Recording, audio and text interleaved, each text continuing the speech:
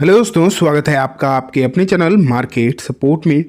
दोस्तों, आज की इस वीडियो में हम डिस्कस करने वाले हैं बजाज हाउसिंग फाइनेंस के बारे में। अगर आप देखोगे तो अभी रिसेंटली क्या हुआ है कि इसके जो है नंबर अच्छे खासे निकल कर आए और आपने देखा कि नंबर जो है इसके बेहतरीन ही आए हैं, इसमें कोई डाउट नहीं है। अभी मैं आपको दिखा भी दूंगा कि आखिरकार एग्जैक्ट नंबर जो है किस तरीके के हैं। लेकिन इम्पॉर्टेंट बात यह है दोस्तों कि नंबर वगैरह सब अच्छे हैं, लेकिन एक चीज़ ऐसी है जो ज़रूर खटकती हुई देखने को मिल रही है। अब वो क्या है वो मैं आपको आज की इस वीडियो में बताऊंगा। एंड इतने अच्छे नंबर के बावजूद अभी भी अगर आप इसकी वैल्यूएशन को भी देखोगे तो वो भी थोड़ी सी महंगी ही दिखाई देती है। वो कोई सस्ती तो हो नहीं गई है, तो वो भी आपको थोड़ी सी महंगे साइड पर ही है। उसके बारे में भी चर्चा करेंगे। एंड आगे जो है ये काउंटर किस तरीके से जाता हुआ दिखाई देगा, क्या इसमें और दिक्कतें बढ़ेंगी या फिर सिचुएशन जो है सही देखने को मिलेगी, उसके बारे में भी दोस्तों आज की वीडियो में हम जो है चर्चा करने ही वाले हैं। ठीक है, सबसे पहले मैं आपके सामने रख रहा हूँ अभी जो इसके नंबर निकल कर आए थे वो देखो आप। उससे पहले मैं आपको बता दूं आज ये शेयर लगभग 1% के आसपास नीचे ही क्लोज हुआ है। ठीक है, लेकिन आपने देखा कि इसकी जो प्रॉफिट थी वो 25% के आसपास आपको बढ़ती हुई देखने को मिली।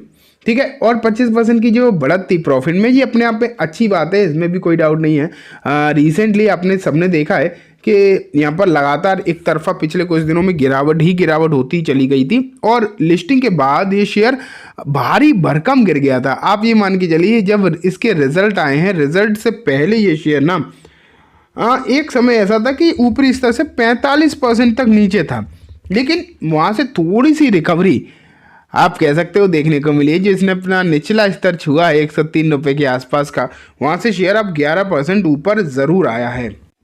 लेकिन ये सब चीज़ों के बावजूद भी अगर आप देखोगे कि अब आगे की सिचुएशन जो है क्या हो सकती है, वो किस तरीके से आपको मालूम पड़ेगी। नंबर अच्छे हैं, ठीक है, सब बढ़िया है, लेकिन एक चीज़ दिखाता हूँ। ये देखो, वो दिखाने के लिए मैं आपको स्क्रीनर पर लेकर आया हूँ बजाज हाउसिंग फाइनेंस, और यहीं से हम देखेंगे कि आखिरकार क्या समस्या क्या है और मुझे पर्टिकुलरली क्या दिक्कत लग रही है। नंबर अच्छे आए थे, ठीक है, लेकिन चलो हमें नहीं एज ए रिटेल इन्वेस्टर बहुत ज़्यादा आइडिया नहीं होता कि नंबर किस तरीके से आ सकते हैं। लेकिन जो बड़े बड़े इन्वेस्टर्स होते हैं उन्हें तो अंदाज़ा रहता है, उन्हें तो चीज़ें थोड़ी सी पता रहती हैं ना, डेफिनेटली। तो अगर आप यहाँ देखोगे तो वो ठीक है, लेकिन यहाँ पर देखो आप ये शेयरिंग पैटर्न आप देखेंगे अगर यहाँ पर, तो आपको क्या दिखाई देगा। प्रमोटर होल्डिंग समान रही है, ठीक है, पिछले क्वार्टर में और इस क्वार्टर में प्रमोटर होल्डिंग रही है समान। लेकिन एफआईआईज को देखो, एफआईआईज ने क्या किया है, अपनी होल्डिंग को बेचा है, 1.68% से घटाकर 1.11% कर दिया। अब आप ये मानो कि चलो ये तो हम सब जानते हैं कि पिछले कुछ दिनों में एफआईआईज ने बिकवाली करी है, नो डाउट, और अच्छी खासी बिकवाली करी है एफआईआईज ने भारतीय मार्केट में। अब अगर एफआईआईज भारतीय मार्केट में बिकवाली करते हुए आपको देखने को लगातार मिले ही हैं, तो ये कोई नई बात नहीं है कि इस शेयर में भी बिकवाली होगी, जो कि होनी है और हुई भी है बेसिकली। ठीक है, ये भी हमने सब देख लिया। लेकिन एक जगह है जहां खरीदारी हुई है पूरे मार्केट में, जो कि है दोस्तों डीआईआई का नंबर। एंड अगर आप देखोगे तो यहाँ एफआईआई से भी ज़्यादा डीआईआईज बेचते हुए दिखाई दिए हैं। और ये क्यों, ये एक इम्पॉर्टेंट बात हो जाती है कि ऐसा क्यों हुआ कि एफआईआईज बेच रहे थे, तो समझ में आता है क्योंकि पूरे मार्केट में बिकवाली है। एफआईआईज पूरे मार्केट में बेच रहे हैं तो अलग बात है, कोई भी शेयर आ सकता है उसके लपेटे में। लेकिन जहाँ डीआईआईज पूरा सिर्फ और सिर्फ खरीदारी ही करते हुए दिखाई दे रहे हैं, तो डीआईआईज यहाँ क्यों बेच रहे हैं, ये आप यहाँ देखो। और ये एक अच्छी बात नहीं है। अच्छे नंबर्स भले ही आए, ये बात हम सब जानते हैं कि नंबर जो आए इस बार वो बेहतरीन आए हैं, इसमें कोई भी डाउट नहीं है। लेकिन इन सब चीज़ों के बावजूद जिस तरीके की बिकवाली आपको देखने को मिली है, ये बिल्कुल भी अच्छी बात नहीं है।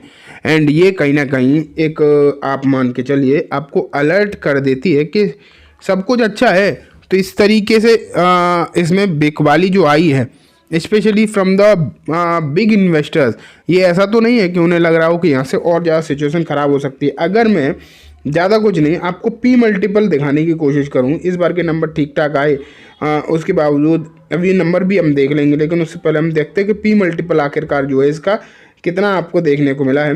तो देखो अभी इसकी जो स्थिति है वो 48 की पी मल्टीपल पर है।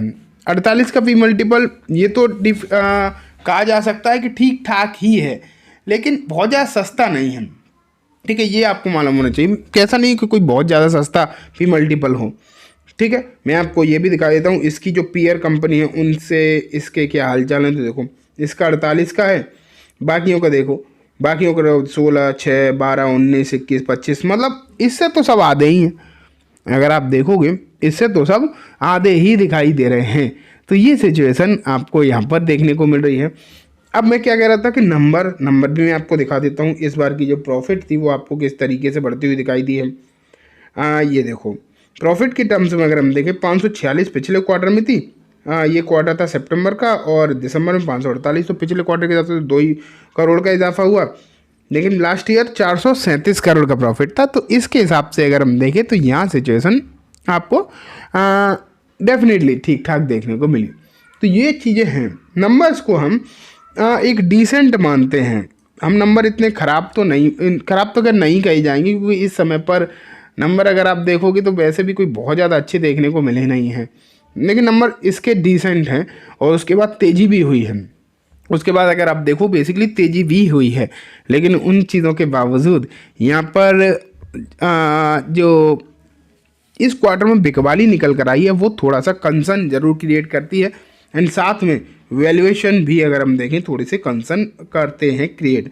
अब बात आ जाती है दोस्तों कि आगे क्या हो सकता है।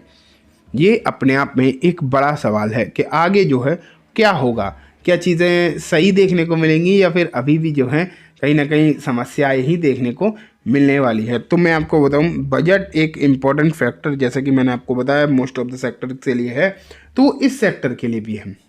अगर आप देखोगे बजट कहीं ना कहीं इस सेक्टर के लिए भी एक इम्पॉर्टेंट फैक्टर रहेगा। एंड क्या होगा, किस तरीके की सिचुएशन होगी बजट के बाद, वो हमें देखने वाली मतलब आने वाले दिनों में चीज़ें समझ में आएंगी। एंड मुझे लगता है कि बजट ऑप्टिमिस्टिक होकर ही देखना चाहिए, भले ही आए जिसका चाहे किसी भी तरीके का, लेकिन उम्मीदें तो हमें ऑप्टिमिस्टिक ही रखनी चाहिए। उम्मीदें तो हमें थोड़ी सी अच्छे की तरफ ही सोचकर चलना चाहिए। वो अब एग्जैक्ट सिचुएशन आगे मालूम पड़ जाएगी। आप मुझे कमेंट में ज़रूर बता सकते हैं कि इसके लिए आपका जो व्यू पॉइंट है वो क्या है। मैं अभी भी इस पर अपना व्यू पॉइंट है वो बाई का नहीं रखता। मेरे पास ये शेयर है और मैं अभी भी इसमें जो है ख़रीदारी के बारे में विचार जो है नहीं कर रहा हूँ। ठीक है, आगे की चीज़ें और क्लियर होने दो, और भी चीज़ें देखने दो। तो चलिए दोस्तों, आज की सुनम बस इतना ही। उम्मीद है वीडियो पसंद आई होगी। वीडियो अच्छी लगी हो तो इसे लाइक करना, चैनल को भी ज़रूर सब्सक्राइब करना, ज़्यादा से बेल आइकन दबाना, जिससे कि जब भी मैं कोई नई वीडियो डालूँ आपके पास नोटिफिकेशन सबसे पहले आ जाए। एंड दोस्तों वीडियो सिर्फ और सिर्फ एजुकेशन इन्फॉर्मेशन पर्पस है, जैसे किसी भी तरीके की बाइंग सेलिंग के रिकमेंडेशन के तौर पर बिल्कुल भी ना देखें। Thank you.